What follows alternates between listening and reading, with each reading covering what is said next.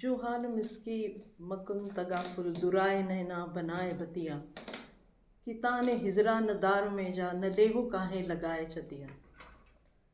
गुलाम cinema का ये गीत है और आप में से बहुत लोगों ने इसको सुना है, कई बार गुनगुनाया भी होगा।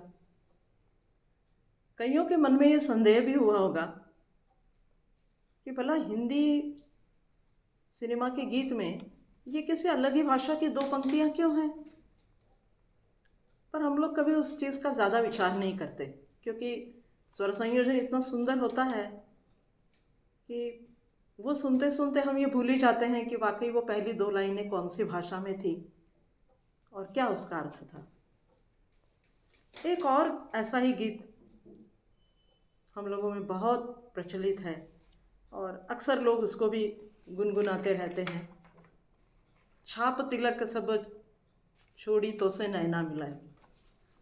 या फिर एक दोहा हम गुनगुनाते हैं, गोरी सोवे सेज पर मुख पर डारे केश, चल घर आपने रैन वही चहु देश। अब ये सारे गीत और ये सब पंक्तियाँ हम इतने गुनगुनाते हैं, हमको मालूम है, पर ये नहीं पता कि ये कब लिखी गई, किसने लिखी, कौन है इसको लिखने वाला, कौन सी भाषा में है ये। जिसने इन पंक्तियों को लिखा है उसी की हम चर्चा करेंगे आज। आप समझ गए होंगे कि मैं किसकी बात कर रही हूँ। एक मिली जुली भाषा का प्रयोग करने वाले फारसी के उद्भट विद्वान और कवि, ईरानी और भारतीय संगीत को मिलाने वाले समन्वयक, सूफी संत निजामुद्दीन औलिया के मुरीद माने शिष्य, बलबन बुगरा खां और अवध के नवाब अमीर अली जामदार, कैकुबाग, जलालुद्दीन खिलजी, अलाउद्दीन खिलजी, कुतुबुद्दीन खिलजी और गयासुद्दीन तुगलक, इतने लोगों के दरबार में रहकर काम करने वाला जो व्यक्ति है उसी की ये पंक्तियाँ हैं और उसका नाम है हज़रत अमीर खुसरो। भारतीय संगीत के इतिहास में खुसरो का एक अलग युग कहा जाता है। खुसरो युग ही का कहते हैं कुछ लोग तो उसको। दो संगीत पद्धतियों का मिश्रण करके आज जो हम कुछ भारतीय संगीत के नाम पर, उत्तर हिंदुस्तानी संगीत, भारतीय संगीत के नाम पर जो कुछ हम गा रहे हैं, उसमें बहुत कुछ प्रयोग और उसमें परिवर्तन करने का काम अमीर खुसरो ने किया। ऐसे अमीर खुसरो का व्यक्तित्व कैसा था? क्या वो कवि थे? क्या वो शायर थे? वो गायक थे? संगीत शास्त्री थे? इन सब बातों पर हम थोड़ा थोड़ा प्रकाश डालने की चेष्टा करेंगे, क्योंकि विषय तो बहुत बड़ा होता है, पर समय के निर्धारण के कारण हम जितनी चर्चा कर सके उतनी करेंगे। खुसरो का जो कार्य है वो भारतीय संगीत के इतिहास में एक क्रांतिकारी कार्य कहा जाता है। नए राग, नए ताल, नई गीत शैलियाँ, नई कविता, इन सब को बनाने का या इनको सबको ईजाद करने का जो श्रेय है वो पूरी तरह से अमीर खुसरो को दिया जाता है। और इसीलिए उनको कई बार संगीत के एक इतिहास पुरुष या युग प्रवर्तक पुरुष ऐसा भी कहा जाता है। थोड़ा सा उनका परिचय हम जान लें कि वो कहाँ के हैं रहने वाले। तो खुसरो का जन्म हिजरी 651 यानी 1553 ईस्वी का माना जाता है और जन्मस्थान है उनका उत्तर प्रदेश का एटा जिला, और जिसमें एक छोटा सा गांव है पटियाली करके, वहाँ पर उनका जन्म हुआ ऐसा कहा जाता है। जन्मजात वो तुर्क है, तुर्क मुस्लिम, पर है वो सच्चे भारतीय। उनके पिता का नाम था अमर सैफुद्दीन शमसी, जिनको लोग सैफ शमसी के नाम से भी जानते थे। और अमीर खुसरो का पूरा परिवार तत्कालीन जो बादशाह या सुल्तान थे उनके दरबार में बड़े ऊंचे ऊंचे पदों पर, ओहदों पर आसीन थे। अत्यंत पढ़े लिखी फैमिली, अत्यंत सुधारक परिवार से अमीर खुसरो आते हैं। एक युद्ध में अमीर खुसरो के पिता की मृत्यु होने के बाद वो अपने नाना के पास चले गए और वहीं नाना के घर में ही उनका पालन पोषण हुआ। पर जब तक उनके पिता थे तब तक उन्होंने खुसरो को कई बातों का ज्ञान करवाया। ऐसे ही एक समय वो खुसरो और उनके बड़े भाई को लेकर हज़रत निजामुद्दीन औलिया के आश्रम में पहुंच गए। उनके पिता और भाई तो अंदर चले गए, पर खुसरो बाहर ही बैठे रहे। चूँकि खुसरो बचपन से कविता करना जानते थे, उनके खून में ही था वो कविता करना, जिसको कहते हैं ना जन्मजात, भगवान की दी हुई कोई वो देन थी। तो खुसरो बिल्कुल बचपन से कविता करते थे। बाहर बैठे बैठे उन्होंने निजामुद्दीन औलिया को संबोधित करते हुए कोई 2 शेर पढ़े मन ही मन। उसका अर्थ मैं बता देती हूँ। उसका अर्थ ये था कि कंगूरे पर बैठा हुआ कबूतर, कंगूरे पे बैठे हुए कबूतर को बाज बनाने की ताकत उस बादशाह में है। उस बादशाह में माने निजामुद्दीन औलिया को कह रहे हैं। तो मेरे जैसा आगंतुक जो बाहर बैठा है, क्या वो अंदर आए या लौट जाए, ऐसा उसका अर्थ था। कहते हैं कि निजामुद्दीन औलिया जान गए खुसरो की ये बात और उन्होंने अपने एक सेवक को बाहर भेजा और कहा कि जो बच्चा बाहर बैठा है उसको उत्तर दे दीजिए इन 2 शेर के सहारे। उसने भी बाहर आके 2 शेर पढ़े। उसका अर्थ ये था कि यदि आप धर्म और सत्य के पोषक हैं, हकीकत के मैदान के आप मर्द हैं, ये उसकी भाषा थी। हकीकत का मैदान माने सत्य, अहिंसा, ये सब मार्ग पर चलने वाला। तो हकीकत के मैदान का मर्द है तो अंदर आ जाएं, और यदि आगंतुक नासमझ और नादान है तो जिस रास्ते आया है उसी से लौट जाएं। ये औलिया का उत्तर था। तो अमीर खुसरो तुरंत अंदर चले गए और औलिया की शरण में हर समय के लिए आ गए।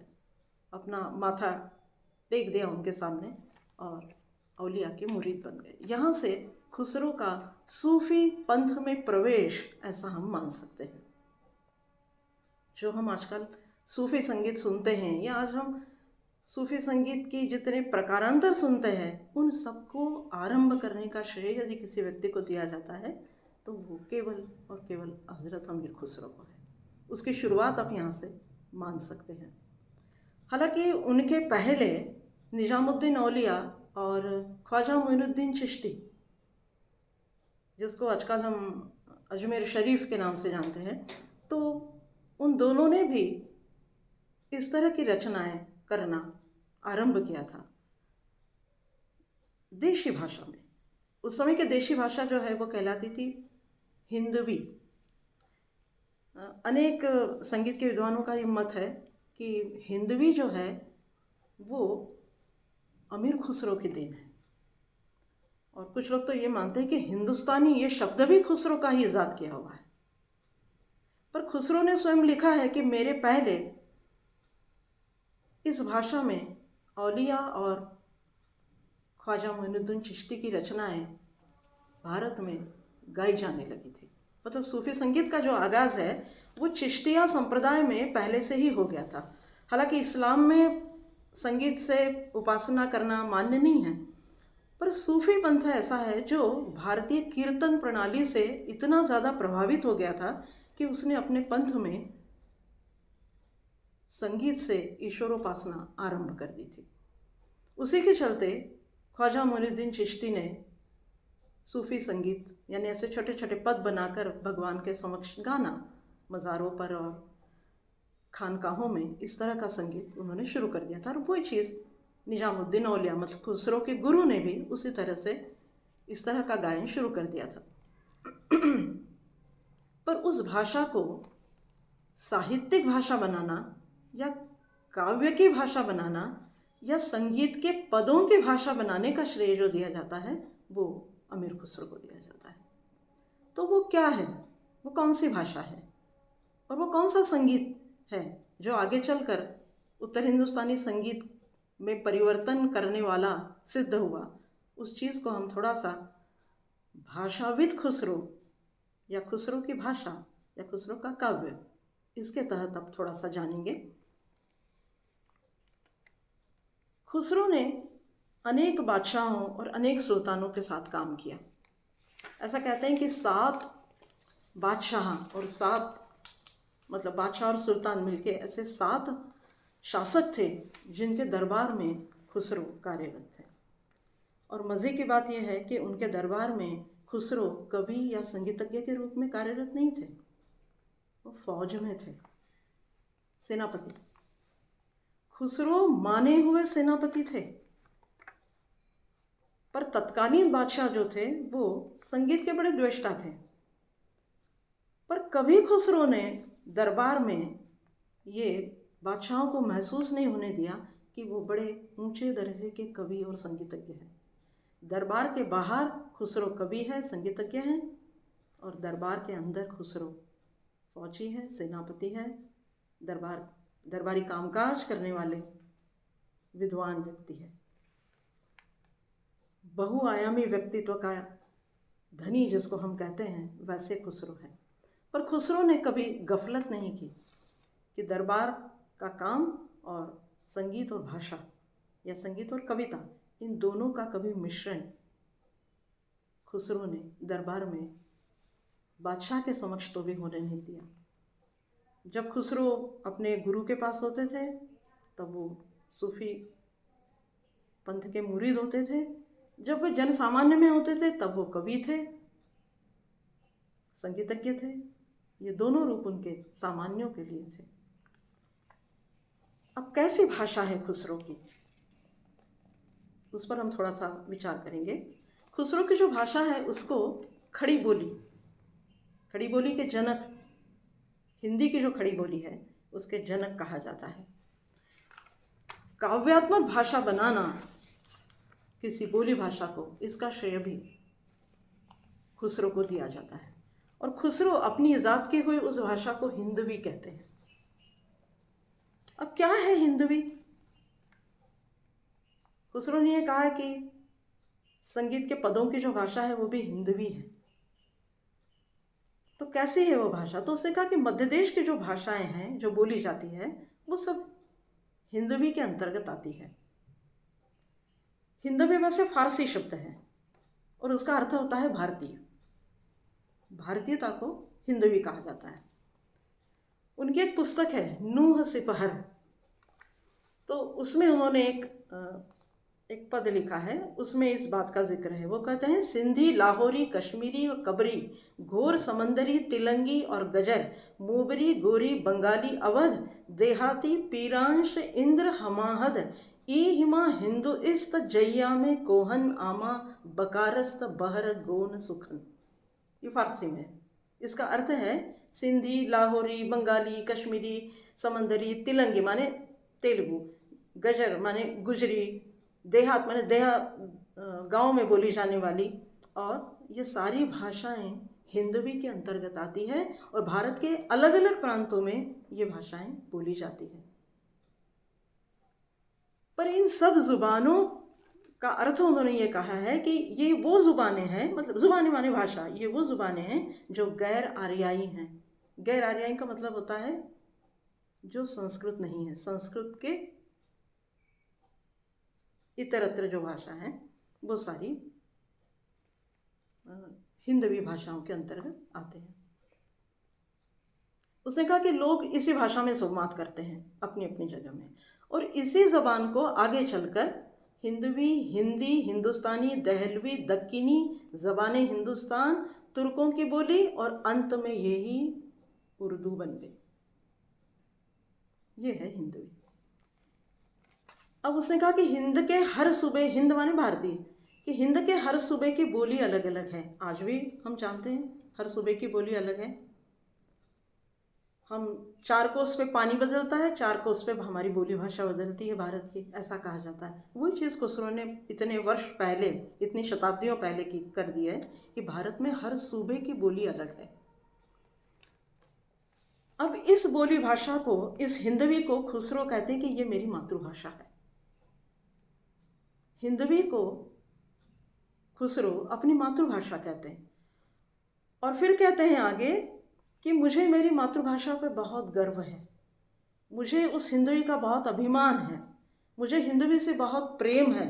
इसलिए उन्होंने एक जगह लिखा, शुभन तोतिये हिंद अर रास्त पुरसे जमन हिंदवी परस तान गज गोयम। ये सब फारसी में है। खुसरो मूलतः फारसी के शायर हैं।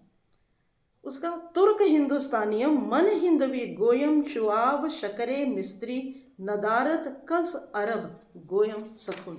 इसका अर्थ है कि मुझे अपने आप को भारतीय कहलाने में बहुत गर्व है, मैं हिंद का तोता हूँ, इसलिए मैं हिंदी में बात कर सकता हूँ। मुझसे कोई भी हिंदी में प्रश्न पूछो, मैं बड़ा उसका मीठा उत्तर दे सकता हूँ। मैं भारतीय तुर्क हूँ, हिंदी में उत्तर देता हूँ, पर यदि अरबी में आपको मेरे से बात करनी है तो मेरे पास उसमें मिस्री शक्कर नहीं है। मिस्री शक्कर का यह मतलब है इजिप्टियन शुगर। किसी ज़माने में मिस्र मतलब आज का जो इजिप्ट है उसकी जो शक्कर होती है वो सबसे अच्छी समझी जाती थी। तो इसलिए उसने कहा है कि उस अरबी में मैं मिस्री शक्कर नहीं घोल सकता, पर मेरी मातृभाषा हिंदवी जो है उसमें मैं शक्कर घोल सकता हूँ और उतनी मीठी बात मैं आपसे कर सकता हूँ। खुसरो विशुद्ध भारतीय है।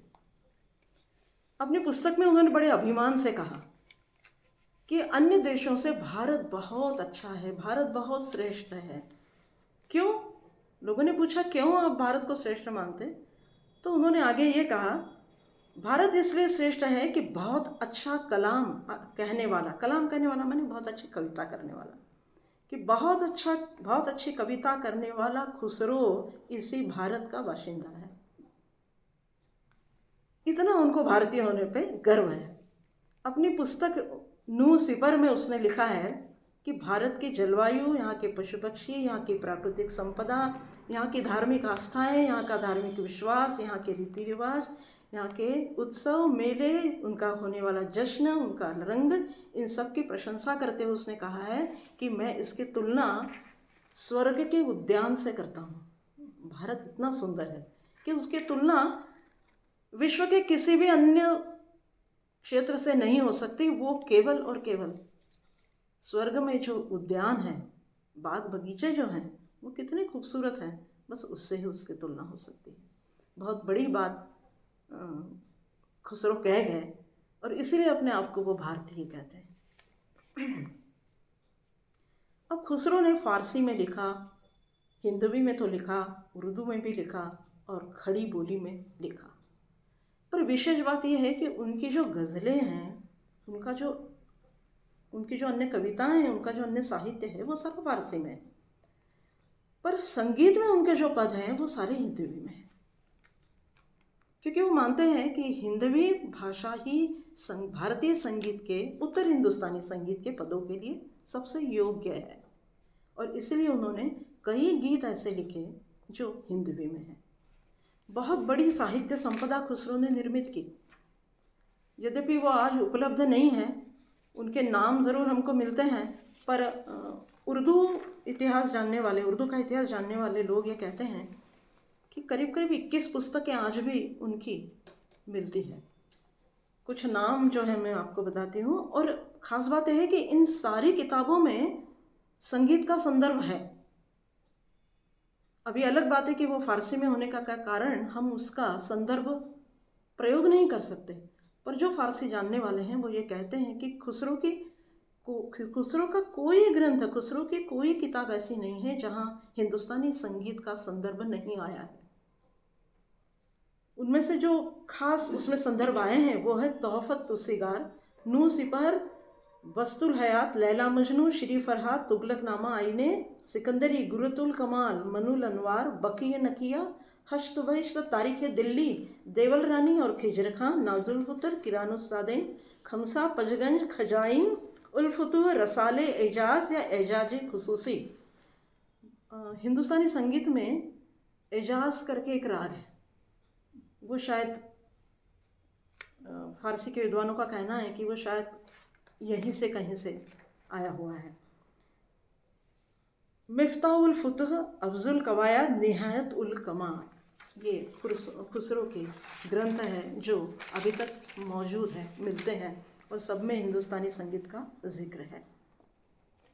एक बहुत प्रसिद्ध विद्वान है सफदरहा, वो कहते हैं कि खुसरो ने अपनी हिंदवी पे फ़ख्र नाज किया, मतलब बड़ा अभिमान किया। और वो आगे ये लिखते हैं कि भारत के हर घर घर में, हिंदुस्तान के घर घर में खुसरो अपनी फारसी के कारण नहीं पहुंचा, तो वो अपनी हिंदवी के कारण पहुंचा। हिंदवी माने वही गीत जो हिंदवी में लिखे गए, उस कारण खुसरो भारतीयों के घरों में, हिंदुस्तानियों के घरों में, हिंदुस्तानियों के मन में, जहन में पहुंच गए। खुसरो के काव्य के अलग अलग विषय हैं। कभी उसमें लोक जीवन का अंदाज है, कभी प्रेम की भक्ति है, कभी गुरु निष्ठा है, कभी शरणागति है, कभी प्राकृतिक रमणीयता है, कभी उनकी सूफियाना तबीयत का अंदाज है, कभी भारतीय तीज त्यौहार है, कभी अध्यात्म परक भाव है, कभी सांसारिक सुख दुखों की चर्चा भी है, कभी शोक संतप्त भाव भी है, कभी हास्य भी है, कभी व्यंग्य भी है, और कभी कल्पना लोक की रमणीयता है। फारसी के विद्वान ये मानते हैं कि खुसरो का जो कल्पना लोक है ना, वो सारा उत्तर हिंदुस्तानी संगीत के लिए लिखे गए उनके गीतों में आया है। ये उसकी मुख्य विशेषता है उनके काव्य की। अब थोड़ी सी चर्चा हम उनके उस गीतों की करते हैं जो हमारे यहाँ संगीत में आए हैं। तो उसके लिए थोड़ा सा संदर्भ जो है वो दिल्ली शहर का है, क्योंकि खुसरो बहुत समय दिल्ली में रहे हैं। तो उन्होंने कहा कि दिल्ली ऐसी जगह है जहाँ उत्तर पश्चिम एशिया से आने वाली विदेशी जातियाँ और मध्य उत्तर पश्चिम भारत से आने वाले हिंदू, इन दोनों का मिलन जिस जगह हुआ है, उनकी संस्कृतियों का, उनके खान पान का, उनके रहन सहन का, उनकी कलाओं का, उनके संगीत का, उनके साहित्य का, उनकी ज़बानों का जहाँ मिलन हुआ, जहाँ समन्वय हुआ, वो जगह माने दिल्ली है, और दिल्ली के आसपास का जो प्रदेश है। और खुसरो ने यह भी लिखा है कि इस दिल्ली में जो ज़बान बोली जाती है वही सही भारतीय संगीत की हिंदवी ज़बान है। इसलिए आप देखिए आगे चल के ख्याल में भी वही भाषा आई, ध्रुपदों में, और उसके पीछे की ब्रज भाषा आई। तो ब्रज दिल्ली के आसपास में ही है, ब्रज है, ग्वालियर है, आगरा है, ये सारा हिस्सा जो है यहाँ पे जो भाषा बोली जाती है वो है ब्रज। और उस ब्रज में जिन जिन भाषाओं का मिश्रण होता गया वही खुसरो ने भारतीय संगीत के पदों की हिंदवी भाषा कही है। अब कौन से शब्द उसमें आते हैं आप देखिए, हमारी पूरी ध्रुपद की जो परंपरा है या ख्याल की जो परंपरा है उसमें यही शब्द आते हैं सब।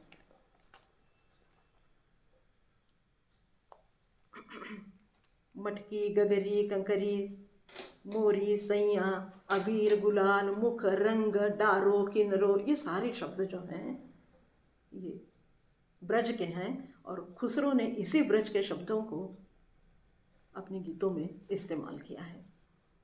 अब हम जानेंगे संगीतज्ञ खुसरो का व्यक्तित्व क्या है। भारतीय संगीत में उत्तर हिंदुस्तानी कहती हूँ मैं उसको, ज़्यादा भारतीय कहने के बजाय भी आप उसको उत्तर हिंदुस्तानी कहें तो मुझे लगता है ज़्यादा ठीक रहेगा, कि उत्तर हिंदुस्तानी भारतीय संगीत ऐसा यदि आप उसको बोलें तो उसमें खुसरो का योगदान जो है वो एक नई प्रभात का आगाज़ करता है, एक नई सुबह का आरंभ करता है। खुसरो ने पूरे उस संगीत के प्रवाह की दिशा को ही बदलने का बड़ा साहसिक कार्य किया। बहुत कठिन था उसको बदलना। मूल भारतीय संगीत के आधारभूत सिद्धांतों में परिवर्तन करके उसमें किसी अन्य का मिश्रण करके उसकी दिशा को तय करना और उसकी दिशा बदलना और उसमें परिवर्तन लाना, तो ये परिवर्तन का दौर जो है वो उत्तर हिंदुस्तानी संगीत में लंबे समय तक चलता रहा, खुसरो ने शुरू करने के बाद भी। तो इसलिए कहा जाता है, इसको खुसरो युग कहा जाता है या खुसरोवाद, संगीत में उसको खुसरोवाद भी कहा जाता है, कि खुसरोवाद की जो प्रणाली है उससे मिलकर आज का उत्तर हिंदुस्तानी संगीत तैयार हुआ है।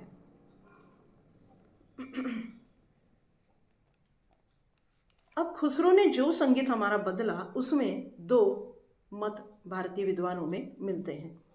एक मत ये कहता है कि भारतीय संगीत के मूलभूत सिद्धांतों में परिवर्तन करना, यानी खुसरो का ये भारतीय संगीत में अनाधिकार चेष्टा करना या हस्तक्षेप, अनावश्यक हस्तक्षेप करना है, उनको ये पसंद नहीं आया।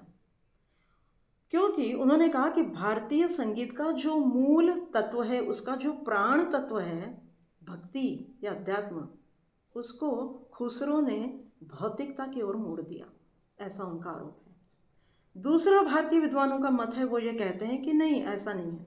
खुसरो ने जो कुछ परिवर्तन किया उसकी प्रशंसा करते हुए वो ये कहते हैं कि भारतीय संगीत में सौंदर्य और कल्पना तत्व की उपस्थिति को वृद्धिगत करने का श्रेय यदि किसी को दिया जाना चाहिए तो वो केवल हजरत अमीर खुसरो है। उसी की बदौलत आज का उत्तर भारतीय संगीत या हिंदुस्तानी संगीत जिसको हम कह रहे हैं, वो हमको हमारे सामने आज दिखाई दे रहा है।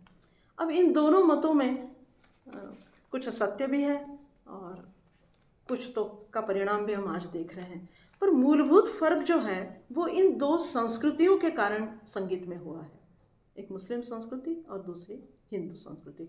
इन दोनों संस्कृतियों का जो दर्शन है, उस दर्शन में ही अंतर है मूलतः, और इसीलिए हिंदुस्तानी संगीत का पूरा ढांचा बदल गया है। तो वो परिवर्तन ऐसा है कि जो परंपरागत सिद्धांत और विशेषताएं हैं हिंदू दर्शन की, उसको समझकर उस पर बौद्धिक मंथन करके उससे जो प्राप्त निष्कर्ष हैं, उसके आधार पर संगीत में सौंदर्य तत्व को खोजना माने हिंदू दर्शन।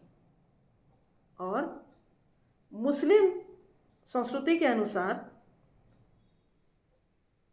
या मुस्लिम दर्शन के अनुसार विषय की बौद्धिक विवेचना करने की अपेक्षा उसकी प्रकृति को समझकर उसमें सौंदर्य तत्व की खोज करना, ये माने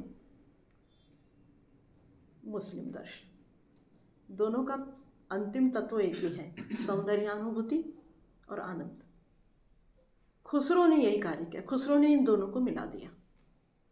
ये सबसे बड़ा कार्य, हिंदू दर्शन और मुस्लिम दर्शन से उपजने वाले सौंदर्य तत्वों की जो व्याख्या की गई है, उन दोनों को मिलाकर जो कुछ सौंदर्य उत्पन्न हुआ, वो खुसरो ने हिंदुस्तानी संगीत का सौंदर्य कहकर प्रयोग शुरू किया। ये बहुत क्रांतिकारी कार्य था। शायद मुझे लगता है किसी ने ये सोचा भी नहीं होगा कि इतना परिवर्तन किसी चीज़ में लाना, और वो भी संगीत जैसी कला में जो है अत्यंत निराकार है, कहीं आकार नहीं उसका स्पष्ट स्वरों का, ऐसी जगह इस तरह का परिवर्तन लाना, ये अपने आप में बहुत बड़ा कार्य है। और इसीलिए खुसरो का भारतीय संगीत में, हिंदुस्तानी संगीत में बहुत महत्व है।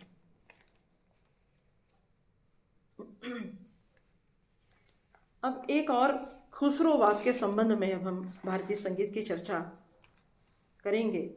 तो उसमें खुसरो ने एक उनकी एक किताब है, उसमें दिवाशाए गुर्रतुल कमाल, उसमें उसने एक वाक्य लिखा है। तो उसमें वो कहते हैं कि भारतीय संगीत की प्रशंसा करते समय उन्होंने ये लिखा है, और वो कहते हैं कि अरब और भारतीय संगीत की तुलना यदि मुझे करने को कहा जाए तो मेरा ये स्पष्ट मत है कि संगीत के सहयोग से यात्रा पर निकलने वाले ऊँटों को चलने का तो होश रहता है, पर भारतीय संगीत से तो हिरन चेतना ही नहीं हो जाता है। इतना बड़ा फर्क ये खुसरो ने हिंदुस्तानी संगीत के लिए कहा है। पहले ही मैंने बताया कि नए ताल, नए राग उन्होंने बनाए हैं। उसमें कुछ उन्होंने खुद ने ही ये सूची उस किताब में दी है। उसमें है जंगला, या वहाँ पर उसको जंगुला लिखा गया है। जंगला, सरपर्दा, साजगिरी, झिलप, सुहा, शहाना, सुघराई और इमन, मतलब आज का यमन, जिसको आजकल हम मूल राग अपना कहते हैं, वो इमन भारतीय संगीत की इजाद नहीं है। भारतीय संगीत में कल्याण है, पर खुसरो को कल्याण ईरानी संगीत के इमन जैसा लगा, इसलिए उसने उसको यमन कर दिया, और फिर आगे चलकर हमारे यहाँ यमन कल्याण हो गया उसका। ये कहानी है। ताल उन्होंने बहुत ईजाद किए। उसमें है फरदोस्त है, पश्तो है, सवारी है, खमसा है, सुल्फाक है, ज़ुबर है। ये कुछ ताल ऐसे हैं जो ईरानी संगीत से हमारे यहाँ आए हुए हैं और वो नाम भी उनके वैसे ही रखे उन्होंने। ईरानी तानपुरा और भारतीय वीणा, इन दोनों को मिलाकर खुसरो ने सितार ईजाद किया, ऐसा कहा जाता है। पर इस विषय में अत्यंत मतभेद है, इसलिए इस चीज़ की चर्चा करना मुझे उतना ठीक नहीं लगता, क्योंकि विद्वानों में बहुत ज़्यादा इसमें मतभेद है। क्योंकि वीणा जो है वो हमारे यहाँ का बहुत प्राचीन वाद्य है। खुसरो ने निश्चित उसको देखा है, और ये कहीं खुसरो ने खुद ने लिखा नहीं है कि मैंने सितार का ईजाद किया। कुछ लोग कहते हैं कि पखावज के 2 हिस्से करके खुसरो ने तबला बनाया, पर इसका भी कहीं जिक्र खुसरो ने स्वयं ने किया हो ऐसा नहीं है। इसलिए इस विषय पर कुछ चर्चा करना विवाद करने जैसा है।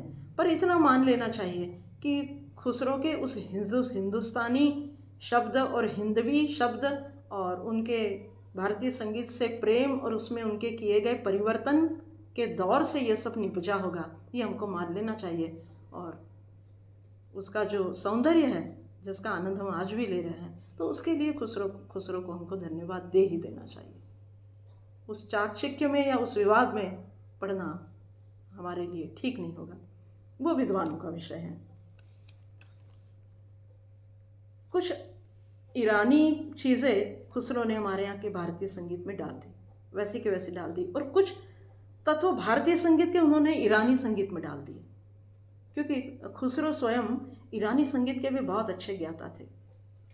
बलबन के पुत्र थे जिनको खाने शहीद के नाम से जाना जाता है, शाहज़ादा मोहम्मद। उनके साथ खुसरो मुल्तान गए थे, और उस ज़माने में मुल्तान मुस्लिम कलाओं, साहित्य और दर्शन का बहुत बड़ा केंद्र था। तो खुसरो जब वहाँ गए तब उन्होंने वहाँ पे एक ईरानी संगीत के बहुत बड़े ज्ञाता थे, शेख बहाउद्दीन ज़करिया, और दूसरे उनके पुत्र थे शेख कवद या कवाद, ऐसा कुछ उनका नाम है। उन दोनों ने, शेख कदवा ऐसा नाम है उनका, उनके पुत्र थे वो बहाउद्दीन ज़करिया के। वो दोनों बड़े विद्वान थे ईरानी संगीत के। तो खुसरो ने उनसे ईरानी संगीत की पूरी तालीम ली। एक जगह खुसरो ने लिखा है कि ईरानी संगीत के मूल 4 उसूल माने तत्व, और उसके 12 मुकाम का सूक्ष्म और गहरा मैंने ज्ञान अर्जित किया है, ये उन्होंने स्वयं ने लिखा है। और शायद इसी कारण वो भारतीय संगीत में इस तरह का ईरानी और भारतीयों का समन्वय कर सके।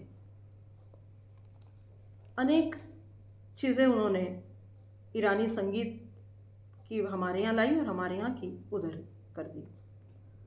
बहर कहा जाता है ईरान में उस चीज़ों को, तो 24 बहर खुसरो ने वहाँ पर बताई हैं। 4 ज़रब, बहरे हुनरस, बहरे फाख्ता, ज़ुर्बुल फतह, ऐसे कई चीज़ें हैं जो उन्होंने ईरानी संगीत से थोड़ा सा उसको भारतीयता प्रदान करके फिर हमारे यहाँ शुरू की।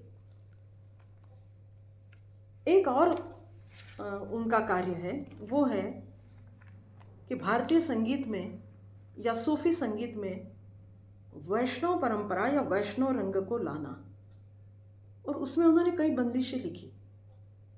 उसमें कि एक बंदिश हमारे यहाँ भातखंडे की क्रमिक पुस्तक में बहार में, राग बहार में मौजूद है, और उसमें अमीर खुसरो का नाम भी आता है। सौदे सुगंध आए दमरुआ गईलो, और अबीर चढ़ायो ख्वाजे कुतुबुद्दीन के माए। कुतुबुद्दीन के दरबार में रहे हैं खुसरो। सब मिल गाए औलिया अंबिया, हजरत अमीर बनाए, दमरुआ गईलो सौदे सुगंध।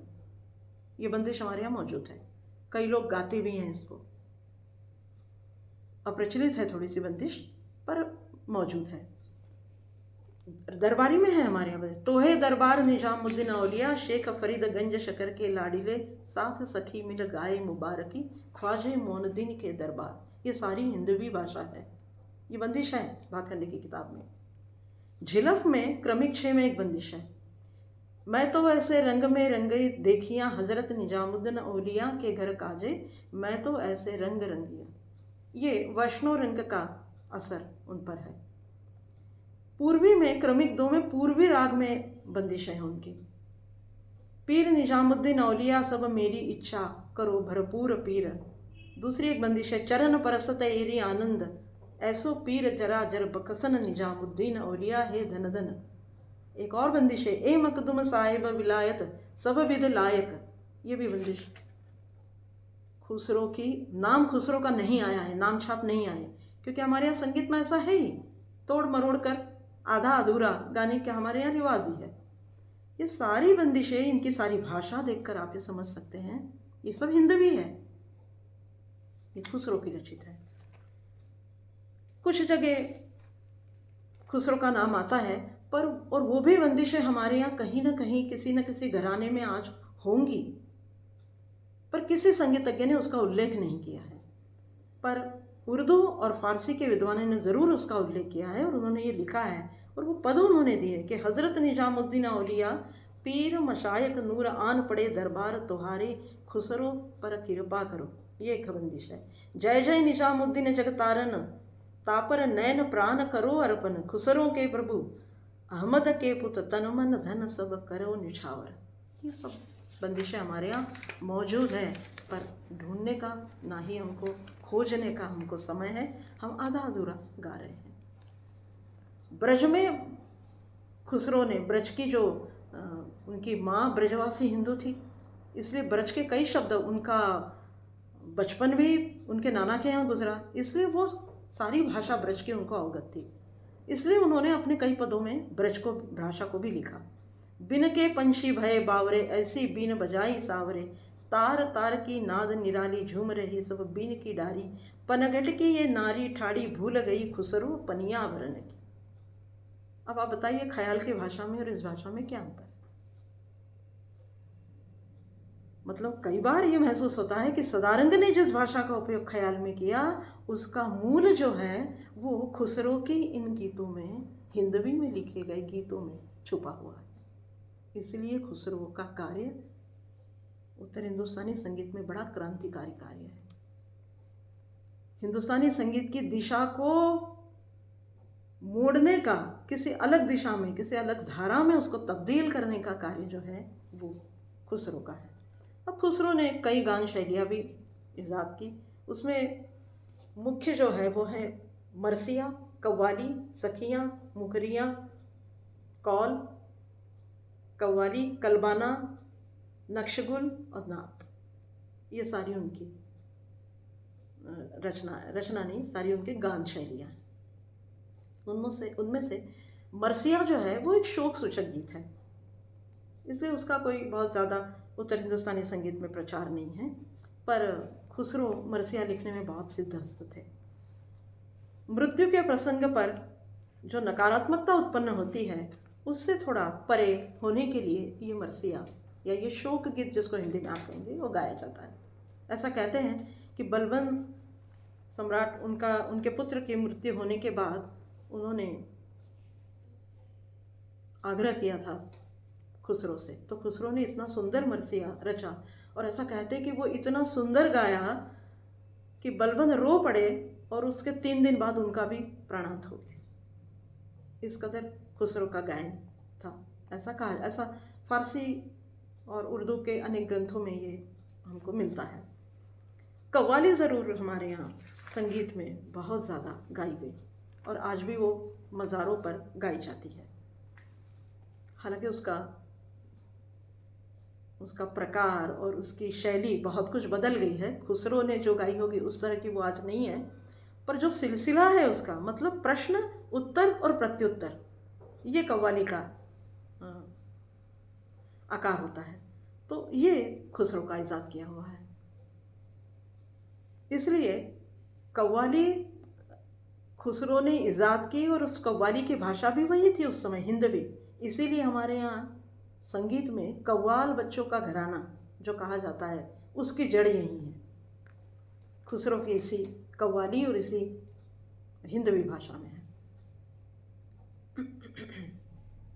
एक और उन्होंने लिखा, उसको कहते हैं सखियाँ या मुकरियाँ, उसको उर्दू में मुकरी कहा गया है। सखियाँ इसलिए कहा गया हिंदी में उसको कि उसके अंत में सखी शब्द आता है। और कई बार कुछ विद्वानों का तो ये मत है कि ये सखियाँ जो है ना, ये ही ख्याल का पूर्व रूप है। एक उदाहरण मैं आपको बताती हूँ। सुगरी रैन मोरे संग जाया, भोर भई तो बिछड़न लागा, वाके बिछड़ तफातत हैया, ए सखी साजन ना सखी दिया। ये सब ख्याल की ही भाषा हो सकती है। और भी उनके कई ऐसे पद हैं जो आज की जो हमारी ख्याल की भाषा है उससे बहुत मिलती जुलती है। सूफी संगीत के बारे में खुसरो का बहुत अभ्यास था। उन्होंने खुद ने ही वो ईजाद किया था और उसमें उसको कहा जाता है समा। समा का मतलब होता है भक्ति संगीत की महफिल, जो सूफियों के चिश्तिया और सुहरावर्दी संप्रदाय में बहुत ज़्यादा चलती है। और उसी के देखा देखी फिर हमारे यहाँ भक्ति संगीत, सूफी भक्ति संगीत गाने का जो रिवाज आजकल बहुत चल पड़ा है, उसका मूल यहाँ पर है। और ये प्रेरित कहाँ से हुआ है? जैसा पहले मैंने बताया कि ये मूल रूप से हमारी कीर्तन प्रणाली से प्रेरित है। जिस तरह कीर्तन हमारे यहाँ होता है, उसी तरह से ये समा होता है कि वो महफिल होती है, उसमें एक मंत्र का उच्चारण होता है, वो बार बार दोहराया जाता है और वो गाते गाते, वो दोहराते दोहराते सूफी नाचने लगते हैं और फिर उस नाचते नाचते वो अपनी गुरु की शरणागति को स्वीकार करते हुए उसके शरणागत हो जाते हैं। ये उस समा का पूरा सांगीतिक स्वरूप है।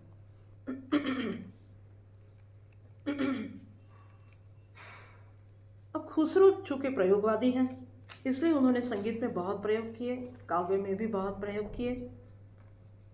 पर उनके ये सारे प्रयोग जितने सफल हुए, उतने किसी अन्य तत्कालीन कवि या संगीतज्ञ या शायर के हुए हो, ये बिल्कुल ज़रूरी नहीं। इसलिए हिंदुस्तानी संगीत में पुनः कोई खुसरो आज तक उत्पन्न ही नहीं हो सका, क्योंकि खुसरो का कार्य ही बड़ा क्रांतिकारी है। भाषा, साहित्य, काव्य, गान शैलियाँ, राग रागिनियाँ, ताल और इसके अलावा भक्ति और भक्ति काव्य, इन सब में महारत रखना कोई साधारण कार्य हम नहीं कह सकते। इसीलिए वो हमारे युग पुरुष कहलाते हैं।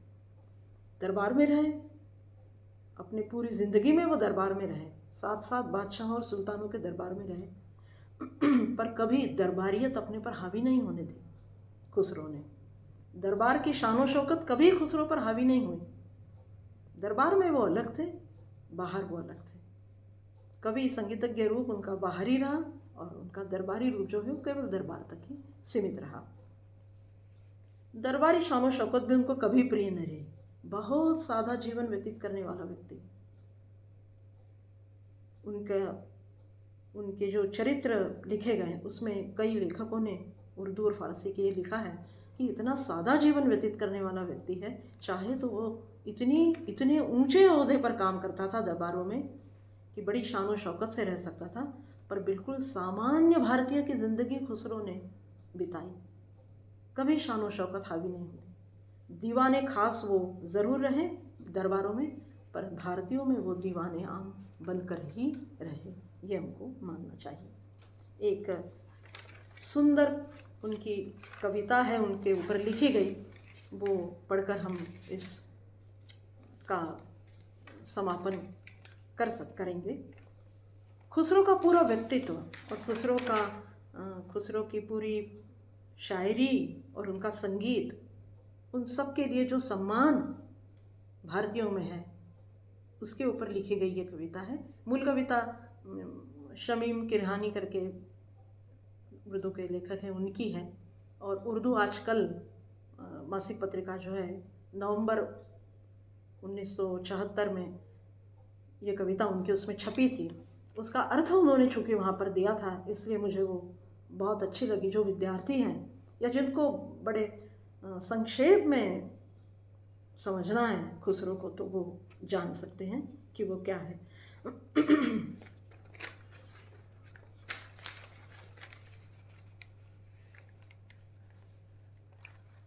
मूल थोड़ी सी उर्दू में है, उसका अनुवाद फिर मैं आपको बता देती हूँ, पर पढ़ने में आपको, सुनने में आपको वही अच्छा लगेगा। मरहबा खुसरो निता गुस्तर तूतिए हिंद नगमाए सनज़े बहार, जहने खलताक का हर एक अमल, फ़िक्रो मायने का काफ़िला सालार, रज़म में अदिल तुर्क जरी बज़म में बेनज़ीर मौसिकार, मुहसफ़े नज़म रोकशे गुलशन सफ़हा मनसर गैरते गुलजार, उसकी हर बेत एक शगुफ़े ज़र, उसका हर शहर एक दुर्र शहवार, हर रुबाई में ज़िंदगी के रमूज़, हर पहेली में जहन के असरार, गज़ल उसकी लतीफ़ तर ऐसी जैसे फूलों की नरमी ये रुखसार, काफिरे इश्को सूफ़ी साफ़ी बंदाए हक परस्तो सजदा गुजार, आरिज़े फ़न पे गाज़ो ताबिश चेहराए ज़िंदगी पे गर्दो गुबार, बज़्मे हरफ़ो सुखन में नगमा सरा, इश्क़े महबूबे हक में सीना फिगार, अहले ईरान को एतबार आया ऐसा मोहकम ज़बान का मयार, बंद राहत के रास्ते लेकिन मुनकशिफ दो जहान के इसरार, सर ज़मीन वतन में जज्ब हुआ ऐसा रखता था खाके वो हिंद से प्यार, तुझ पर अरबाबे फ़िक्रो फ़न का सलाम, कसरे उर्दू के अव्वलीन मेमार। इसका सीधा सा अर्थ यह है, खुसरो आवाज़ के धनी हैं, तूतिए हिंद अच्छा कलाम कहने वाले, बहादुर तुर्क बहुत अच्छी कविता लिखने वाले, हृदय की तन्मयता से हर एक कार्य करने वाले, अपनी उत्तम कविता से फूलों को लजाने वाले, फूलों की पंखुड़ी सी कोमल गज़ल लिखने वाले और गाने वाले, सूफी संत ईश्वर की भक्ति करने वाले, ईश्वर से प्रेम करने वाले, अत्यंत सादा जीवन व्यतीत करने वाले, सूर्य की तरह अपनी कला का तेज फैलाने वाले, महफिलों में अपनी कविता पढ़ने वाले, ईश्वर के समक्ष अपने दिल के सारे राज खोलने वाले, फारसी भाषा के ऐसे उद्भट विद्वान जिस पर ईरानियों को भी नाज है,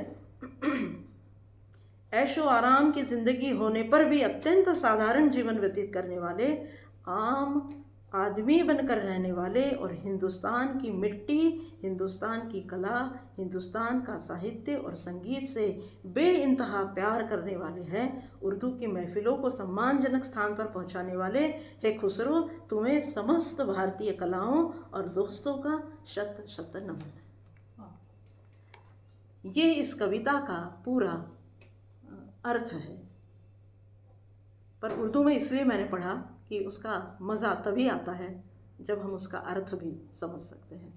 ऐसे शायर, ऐसे कवि, ऐसे संगीतज्ञ, ऐसे खास व्यक्ति, ऐसे क्रांतिकारी व्यक्ति, ऐसे संगीतज्ञ, ऐसे खरे खरे भारतीय, हिंदुस्तानी से प्रेम करने वाले और हिंदुस्तानियत को अपनी रग रग में बसाने वाले खुसरो आज भारतीय संगीत के सबसे क्रांतिकारी और हमारी संगीत की पदावली की भाषा को नया आकार देने वाले और हिंदुस्तानी संगीत के, उत्तर हिंदुस्तानी संगीत के सौंदर्य तत्व को लोगों के समक्ष लाने वाले वो एक ही हैं, हज़रत अमीर खुसरो। धन्यवाद।